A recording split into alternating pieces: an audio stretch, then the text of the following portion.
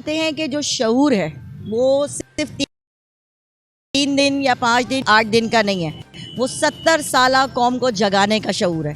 70 साल से, जब से कायद आज़म ने ये मुल्क हमारे हवाले किया है, जब से आज तक अगर कोई कौम को लीडर मिला है तो वो आज इमरान खान है। 70 साल की आवाम को जगाना है। जो काम कायद आज़म ने अधूरा छोड़ा था, मुल्क बनाने के बाद कौम को चलाना, मुल्क को चलाना, वो अधूरा था। कायद आज़म ने मुल्क बना के दे दिया था, लेकिन उसके बाद मुल्क चलाया किसी ने नहीं। हर आदमी इसी चक्कर में रहा कि इसको तोड़ना कैसे।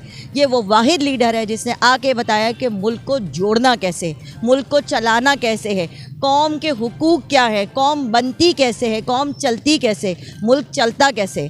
तो ये 3-5 दिन या 10 दिन या 8 दिन की बात नहीं, ये तो 70 साल हमारी जर्नी है। अगर हम इसको देखें तो आज हम उस जगह पे हैं कि हमें ये बात समझ में आ रही है कि हमें करना क्या है, हम कहाँ पे खड़े हैं, हमें किस सिमत में जाना है। खान ने हमें सिमत दी है, खान ने हमारा विजन क्लियर किया है, खान ने हमें ये बताया है कि हमारे बच्चों का मुस्तकबिल हमारे हाथ में है, इन हुक्मरानों के हाथ में नहीं है। हमारे बच्चों का मुस्तकबिल हमारे वोट की ताकत में है। हमारे मुल्क का मुस्तकबिल हमें सेलेक्ट करना है, ना कि बाहर से, जो कि अपने बच्चों को बाहर रखते हैं, जो कि अपने पैसा, जो कि अपने घर बाहर बनाते हैं, जो कि अपने घर वालों को मौरूसी सियासत करने के लिए दफनाने यहाँ आ जाते हैं, दफनाने के लिए वो यहाँ आ जाते हैं। और उनका दावा ये है कि वो पाकिस्तानी है। तो वो कहाँ है वो पाकिस्तानी? मैं तो नहीं समझती कि इससे बुरा मुल्क इस वक्त पाकिस्तान पे कोई वक्त आ सकता है। तो वो क्यों नहीं है हमारे साथ? मतलब हमारे लिए शर्म का मकाम है कि बरतानिया में हमारा वज़ीर आज़म नहीं आ सकता क्योंकि उसको 30,000 पाउंड का जवाब देना है। मतलब ये डूब मरने का मकाम नहीं है। बरतानिया हमें बुला रहा है खान को कि तुम आओ। जमाइमा का अगर वो हस्बैंड होता तो आज वो वहाँ का वज़ीर आज़म होता, और पाकिस्तान के वज़ीर आज़म को बुलाया जा रहा है इसलिए कि जी उसने 30,000 पाउंड देने। तो मतलब मैं समझती हूँ कि इसके बाद हमारी हुक्मरानों को ये बहुत बड़ी एक तारीख़ी, जिसे कहते हैं कि तंबी है कि अब भी सुधर जाओ, वरना तुम्हारा हशर श्रीलंका के लोगों से ज़्यादा बुरा होगा। उन्होंने तो शायद डस्टबिन में डाला था, ये तो आग ही लगा देंगे।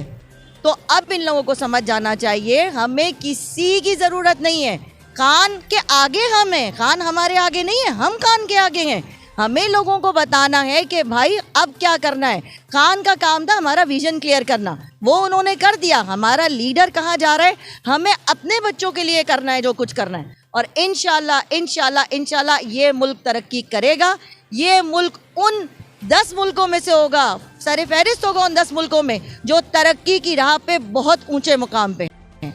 और इसका सारा सिरा कायद आज़म किसी को जाएगा तो हमारे प्यारे लीडर इमरान खान साहब को जाएगा। अल्लाह उन दे, सेहत दे। और हमारे लिए वो मसीहा बनकर आए हैं। उसने दीन इस्लाम की बात की, उसने हमारा विजन क्लियर किया, उसने बताया कि हमारे जज्बात क्या हैं, लोग क्या समझते हैं। वरना तो हमारा जज्बात एक रोड की हद तक है कि कोई हमारी बात किसी ऐवान तक पहुँचा नहीं सकता था। तो ये हमारे लिए बहुत प्लस पॉइंट है, हम उसके लिए खड़े। ऐसे अगर हमें 10 दिन क्या 10,000 दिन कहा जाए कि आके आप कैंपों में लगाएं और कैंपों में लोगों को मोटिवेट करें, तो हमारी तो फैमिली हमें कहती है कि जाओ, आज तुम लोग गए नहीं, क्योंकि हमें मोटिवेशन देना है। तो हम तो हाजिर हैं और इंशाल्लाह जहाँ हमारा खान जब कहेगा, जैसे कहेगा, हम अपनी औरतें जो हैं अपनी सारी एफर्ट्स लेके रोडों पे हैं, और जो हमारे ज़िम्मे काम दिया जाएगा वो हम इंशाल्लाह बेहतरीन तरीके से करेंगे।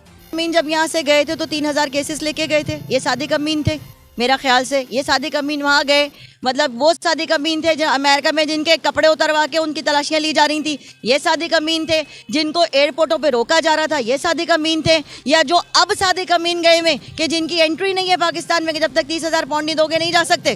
तो ये सादिक अमीन है। मतलब मैं तो ये समझती नहीं कि इनका तो कोई हक भी है इस जुमले का कहने का कि सादिक और अमीन के मतलब क्या हैं।